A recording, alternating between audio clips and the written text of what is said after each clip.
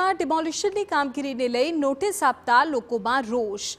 કતારગામમાં 700 મિલકત ધારકને ઘર ખાલી કરવા એસએમસીની નોટિસ। તહેવારોના સમયે જ નોટિસ આપતા સ્થાનિકોએ વિરોધ નોંધાવ્યો છે।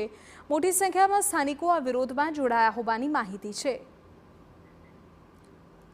ખોટી રીતે માપણી કરીને નોટિસ આપી હોવાનો સ્થાનિકોનો આરોપ છે। ડિવાઈડરથી 6 ફૂટ દૂર માપણી કરવામાં આવી તેવું સ્થાનિકનું કહેવું છે। દિવાળી સમયે ડિમોલિશન થતાં લોકોને ભારે નુકસાન થશે। ડિવાઈડરની માત્ર એક જ સાઈડના લોકોને નોટિસ કેમ એવો સવાલ પણ સ્થાનિકોએ ઉઠાવ્યો। બંને તરફ યોગ્ય માપણી કરવાની માંગણી સ્થાનિક લોકોએ કરી।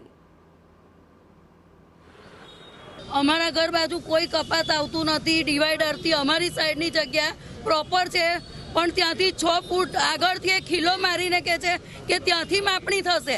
આ કઈ માપણી છે? જ્યારે ડિવાઈડર બન્યો ત્યારે સરકાર કઈ ગઈ હતી? ત્યારે અત્યારે કહે છે 6 ફૂટ દૂર હવે ડિવાઈડર તોડશે। અત્યારે સરકાર એમ કહે છે કે ગ્રીનરી કરો। બધી ગ્રીનરી તોડવાની સરકાર કઈ રીતે તોડવાની છે? આ ડિવાઈડર કઈ રીતે? ઇલેક્ટ્રિસિટીના લાઈન લગાવી હતી તો એમને એમ લગાવી હતી ત્યારે નહોતી સરકારને ખબર કે આ વચ્ચે છે કે આ બહાર છે? અત્યારે આ બધું ક્યાં ગયું તારે? અને આજે જ્યારે ડિમોલિશન આવ્યું એટલે આ બાજુ બધું આવી ગયું, એ બાજુ બધું સેફ થઈ ગયું। આજે આ લોકો જે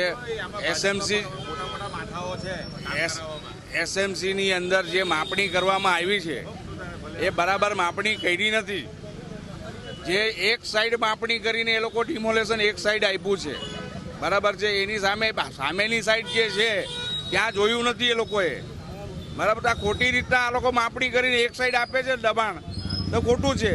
જે ન્યાયથી કામ કરો તો બહુ સારું છે। અત્યારે સામી દિવાળીએ અમારે અહીંયા બધાને નોટિસ આપવામાં આવી છે। અહીંયા 30 વર્ષ જૂના ફ્લેટો છે, એમાં સામી દિવાળી અત્યારે બધાને નોટિસ આપીને તાત્કાલિક ખાલી કરવામાં કહેવામાં આવ્યું છે।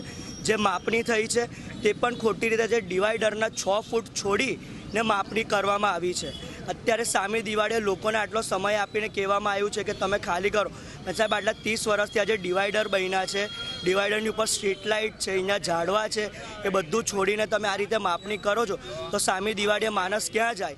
અત્યારે મંદી માહોલ વાતાવરણ છે આપણે અહીંયા, અને એમાં અત્યારે સામી દિવાળીએ પબ્લિકને હેરાન કરવામાં આવે છે।